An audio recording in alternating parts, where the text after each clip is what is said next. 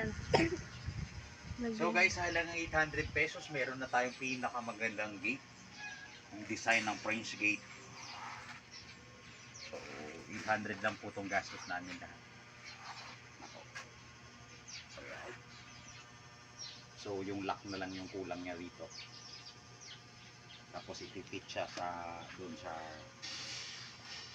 lagyan ko rin ng bisagra, pero improvise lang. Tubo.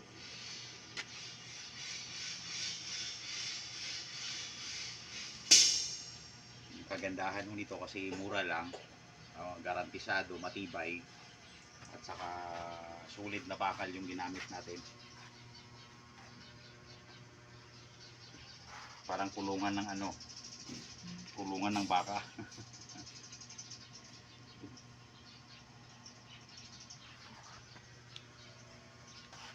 Itong gandang welder, mason pagod.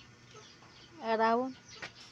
Tsaka nagawa ng bahay na nito, hindi pa natapos. So, sa design okay talaga, no? Maganda, no?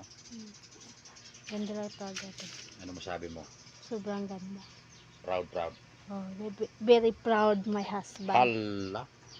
Very proud my husband. Very talent. Creative. Very, Exhaustic. yeah. Very nice. Very nice. Sabi nila balang araw darating. Sige guys, bye bye. Ito ang mga gamit ng husband ko. Ito na ako. Pwede naman. Ito na ang git o. Nasandi na mo. Pwede namin itawad sa pikas ng kabilang bahay. Bye bye. See you guys.